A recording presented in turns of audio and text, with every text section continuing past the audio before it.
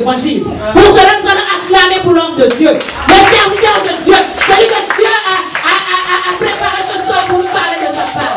Alléluia, alléluia, alléluia. Nous acclamons pour l'homme de Dieu, le docteur Timothée Karaka. Alléluia. Amen, amen, amen, amen. Alléluia. Amen. Alléluia, alléluia. Amen. Balance ta main, balance ta main, balance ta main et dis merci à Jésus. Merci à Jésus. Merci à Jésus. Nous élevons nos voix, bien-aimés. Je bénis encore ton nom, Seigneur, te rendons grâce. Merci encore, Seigneur, pour ce moment que nous voulons partager dans ta présence, Seigneur. La Bible dit que l'homme ne vivra pas seulement le Père, mais de toute parole qui sort de la bouche de l'Éternel. Et la Bible dit qu'il envoya sa parole et sa parole est guérie.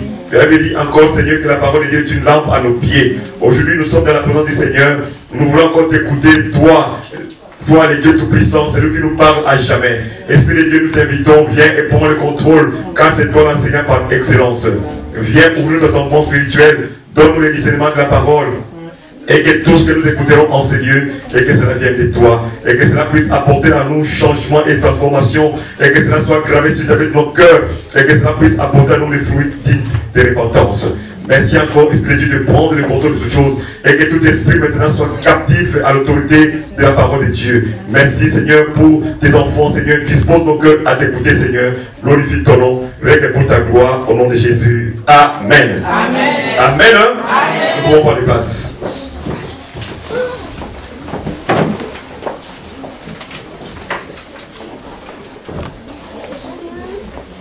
Aujourd'hui, je voulais parler de quelque chose que nous connaissons tous, la malédiction. Alléluia.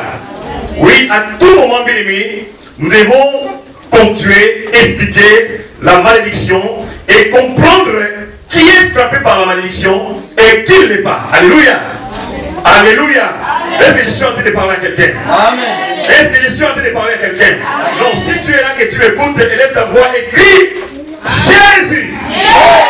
Encore une fois, Jésus. Encore une fois, Jésus. Et acclamons le Seigneur. Alléluia. La malédiction, comme nous le disons, la malédiction c'est quelque chose de dangereux. Alléluia. Amen. Quand quelqu'un vit sous la malédiction, il vit automatiquement dans les ténèbres. Mais la malédiction, bien-aimé, ça se passe comment? Nous devons savoir une chose. Une parole de malédiction, c'est une simple parole qui est prononcée. Mais dans cette parole, il y a quelque chose. Alléluia. Et c'est pour ça que nous disons, la malédiction est une parole lancée. Mais dans cette parole, il y a quelque chose qui agit comme un esprit qui est caché derrière cette parole. Alléluia. Amen. Il faut que nous, enfants de Dieu, que nous arrivons à découvrir les codes qui est caché derrière une parole qui est prononcée. Nous allons expliquer dernièrement que la malédiction peut arriver dans trois étapes. Ce qui est spontané. Ce qui est spontané, une parole est prononcée et automatiquement il y a l'action. Alléluia. Et il y a la deuxième étape, c'est à court terme.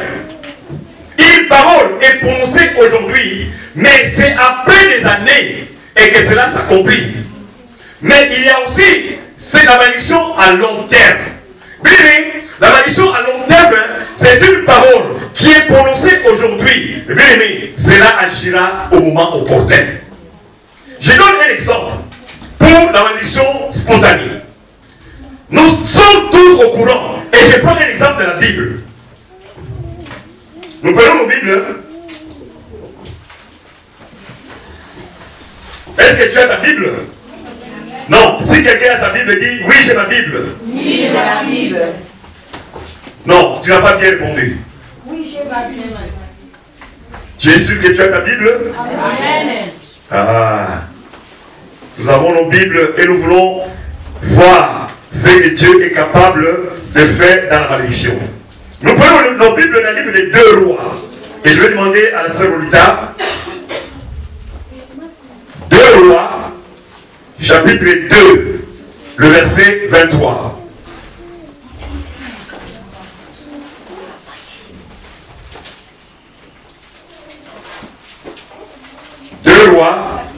chapitre 2, le verset 23. Tu peux passer devant rapidement et tu vas lire. 2 Rois, chapitre 2. 2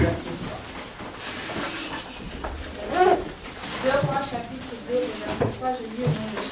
À partir du verset 23 jusqu'à 25. Nous lisons? Amen. Nous lisons au nom de Jésus. Suivez très bien. Les titres. Enlèvement des nuits. De là, il monta à Bethel. Comme il montait par le chemin, de jeunes garçons sortirent de la ville et se moquèrent de lui. Ils lui disaient: monte chauve, monte chauve. Amen, hein? Amen. Nous commençons par le premier verset. Bien-aimés, nous écoutons ici qu'Élie a été enlevé. Alléluia. Et un jour, la Bible dit, il montait de là à Bethel. Et comme il montait par le chemin, de petits jeunes gens sortirent de la ville et se moquèrent de lui. Alléluia. Amen. Alléluia. Amen. Alléluia. Amen. La Bible répète. Il monta de là avec elle. Et comme il montait, par le chemin de petits jeunes gens sortis de la ville et se moquèrent de lui. Il lui disait: monte chauve, monte chauve. Bien, je voulais dire une chose. La Bible nous dit que quelque part il y avait des jeunes garçons qui étaient en train de se réunir ou de s'amuser. Ils ont vu les prophètes. Et les prophètes étaient en train de passer. Mais il y a une chose que les enfants ont remarqué. Sur la tête d'Élie, il n'y avait pas de... Alléluia. Amen. Cette parole, ou ces quelques versets, doit interpeller chacun de nous. Bien, beaucoup de personnes aujourd'hui, ils sont en train de pleurer. Beaucoup de personnes aujourd'hui vivent des situations difficiles. Mais ce que tu ignores, peut-être ton comportement est à la base de cette malédiction. Ou alors, une parole qui est sortie de ta bouche, qui est à la base de cette malédiction. Nous voyons bien ces jeunes gens. Et là, je m'adresse aux enfants. Les comportements des enfants vis-à-vis des grandes personnes. Et je m'adresse aussi à l'église. Le comportement des enfants de Dieu vis-à-vis des prophètes. Et là, nous voyons bien Élie, un homme de Dieu. Il est en train de passer. Mais ces enfants étaient en train de jouer. Ils ont remarqué sur la tête d'Élie qu'il n'y avait pas de cheveux. Et ils ont pris cela comme un sujet de moquerie. Alléluia. Ils ont pris cela, bien-aimé, comme un sujet de moquerie. Et il marchait derrière Jésus, il marchait derrière Élie et il disait: monte, monte, chauffe. Élie a entendu. Élie s'est retourné. Continue encore. Verset 24. Il se retourna pour les regarder et les maudit au nom de l'Éternel. Alléluia. Amen. Alléluia. Amen. Il les regarda et il les maudit au nom de l'Éternel. Eh bien, là nous sommes en train de parler de la malédiction spontanée. Vous comprenez bien qu'Élie, étant un serviteur de Dieu, nous pouvons dire bien, notre bouche, Dieu l'a créé bien, pour bénir et non pour maudire. Mais fais attention, ton comportement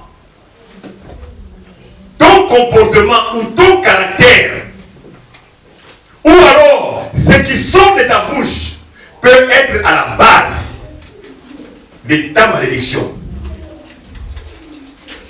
Et nous parlons ici de la malédiction spontanée. Élie s'est retourné.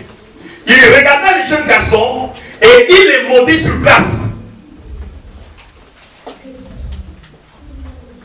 Continue, ma soeur. Alors deux ours sortirent de la forêt et déchirèrent 42 de ses jeunes.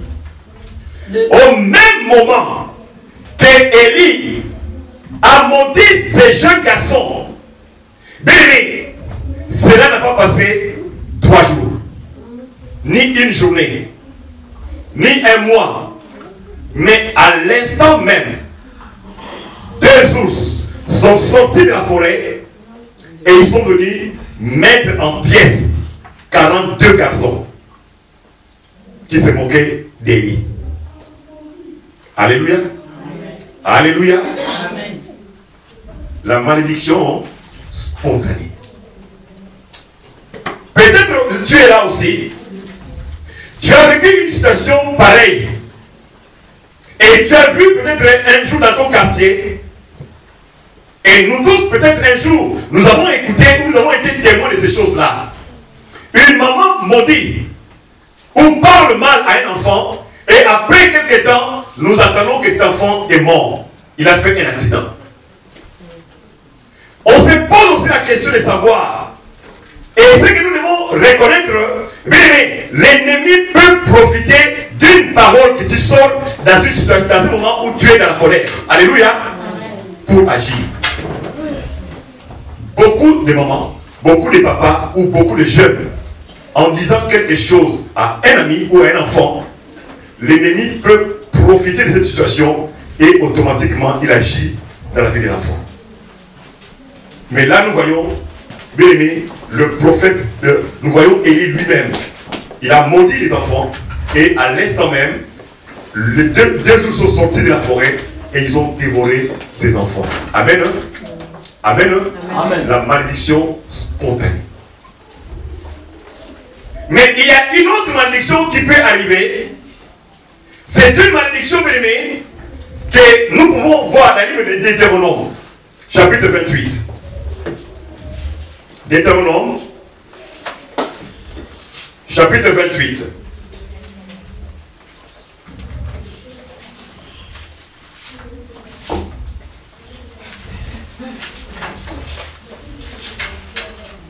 Deutéronome, chapitre 28, à partir du verset 15.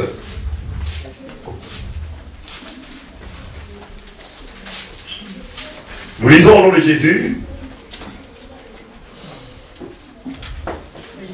Malédiction en perspective. En revanche, si tu n'obéis pas à l'Éternel, ton Dieu, en respectant et mettant en pratique tous ses commandements et toutes ses prescriptions que je te donne aujourd'hui, voici toutes les malédictions qui t'atteindront et seront ton lot.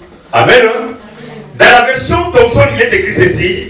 Mais si tu n'obéis pas à la voix de l'Éternel, ton Dieu, si tu n'observes pas ses commandements, et si tu ne mets pas en pratique tous ces commandements et toutes ces prescriptions que je te donne aujourd'hui, voici toutes les malédictions qui viendront sur toi et qui t'atteindront. Alléluia. Béni, si tu n'obéis pas à la voix de l'Éternel, si tu ne mets pas en pratique ces commandements, voici les malédictions qui viendront sur toi et qui t'atteindront. Ça veut dire quoi, bien-aimé? Quand tu n'obéis pas à la voix de Dieu, quand tu ne veux pas obéir au commandement de Dieu, bien-aimé, les malédictions, on ne dit pas une seule malédiction, les malédictions viendront sur toi. Quel que soit le temps, cette malédiction va t'atteindre. Alléluia. Et nous continuons. Tu seras maudit dans la ville et dans les champs, ta corbeille et ta huche seront maudites. Donc tu seras maudit dans la ville et tu seras maudit aussi dans la campagne. Et ta corbeille et ta huche seront maudites.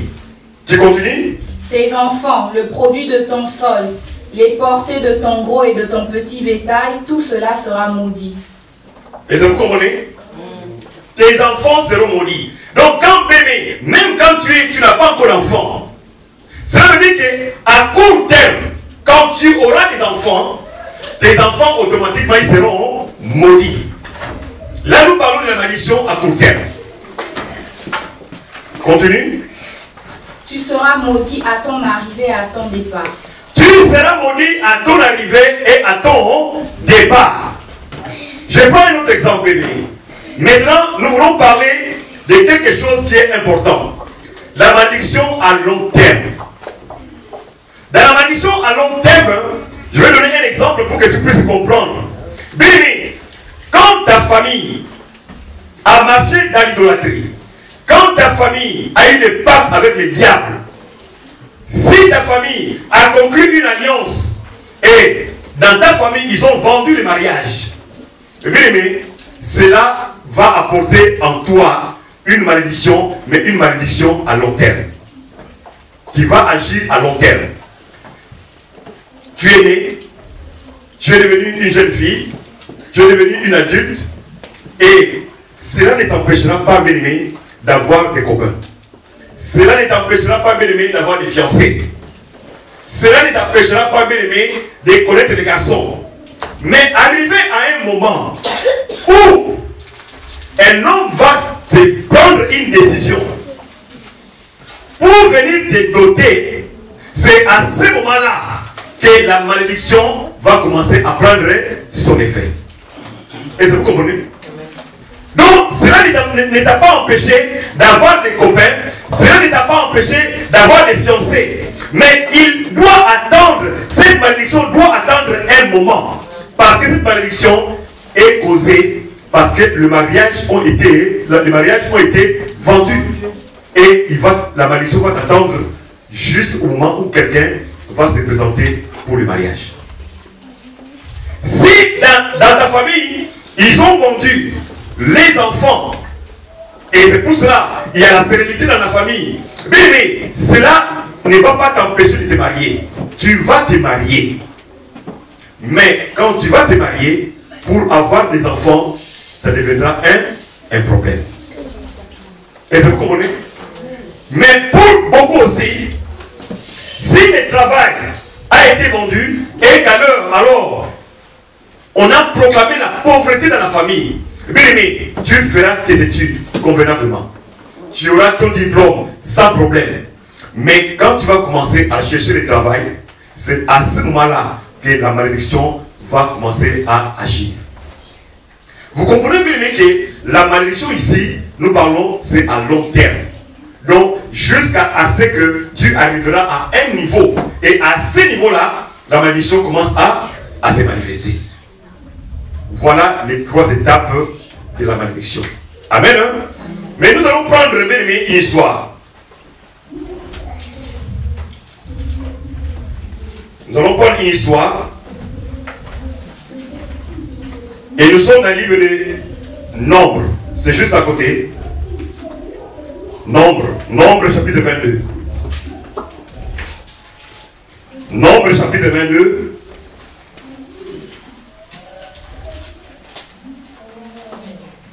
Nous y sommes? Ok. À partir de ce premier. Appel de Balak à Balaam. Les Israélites partirent et campèrent dans les plaines de Moab, de l'autre côté du Jourdain vis-à-vis de Jéricho. Balak, fils de Tispor, vit tout ce qu'Israël avait fait aux Amoréens, et Moab fut très effrayé en face d'un peuple aussi nombreux.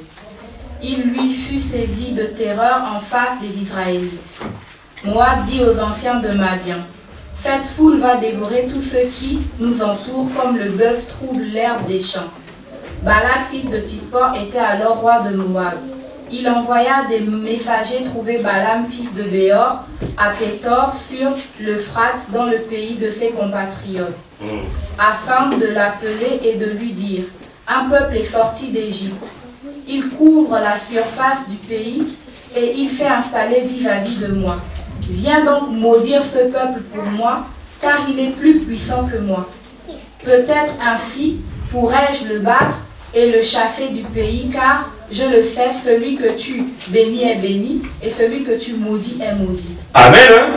Amen. Hein? Amen. La Bible dit, il y avait un roi appelé Balak. Il était roi de Moab.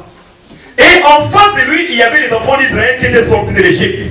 Mais Balak avait appris, il connaissait l'histoire des enfants d'Israël, qu'ils étaient puissants, que leur Dieu agissait. Alléluia. Amen. Et que leur Dieu était puissant et il commençait à prospérer. Bien, c'est à partir de ce moment-là que Balak a eu la pensée que voilà, je me retrouve maintenant devant un peuple. Mais ces peuples-là, ils ont un Dieu. Alléluia. Mais il y a beaucoup de combats qui viennent dans notre vie parce qu'ils ont vu en nous qu'il y a un Dieu qui est puissant. Amen.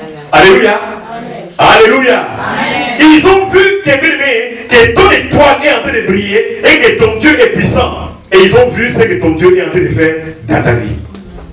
C'est à partir de ce moment-là que les gens ont commencé à chercher ta chute. Balak a vu. Et Balak, qu'est-ce qu'il a fait? Il est parti contacter un homme. Cet homme-là est prophète. Et ce prophète s'appelle Balaam. Il a dit à Balaam, je sais que ce que tu bénis est... Non, je suis en train de parler à quelqu'un. Ce que tu bénis est béni. Et ce que tu maudis est maudit. Nous avons vu, bien aimé, que Élie a maudit les jeunes garçons qui se moquaient de lui. Et à l'instant même, une malédiction a spontanée. À l'instant même, 2 jours sont sortis de la forêt et ils ont dévoré les enfants. Les rois, bien aimés, les rois des Moab, ils reconnaissent. Mais le problème aujourd'hui, c'est quoi? Nous, les enfants de Dieu, nous ne reconnaissons pas que notre bouche que vous voyez là, notre bouche à nous, ce que tu maudis est et ce que tu bénis est, mais notre bouche est faite pour bénir. Alléluia. Béni, nous devons circoncire nos bouches.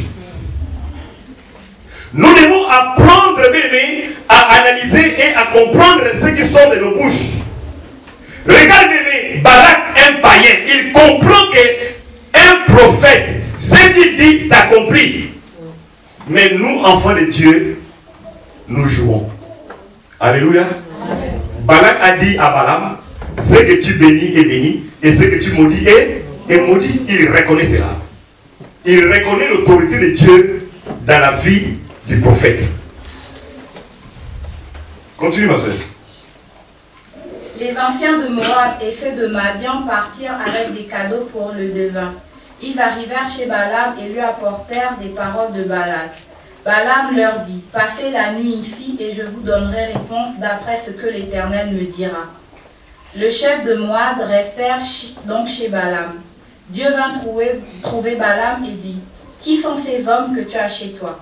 Balaam répondit à Dieu, Balak le fils de Tispor, le roi de Moab, les a envoyés me dire, un peuple est sorti d'Égypte, il couvre la surface du pays, viens donc le maudire.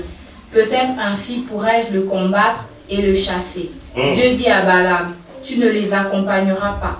Tu ne maudiras pas ce peuple car il est béni. Alléluia. Amen.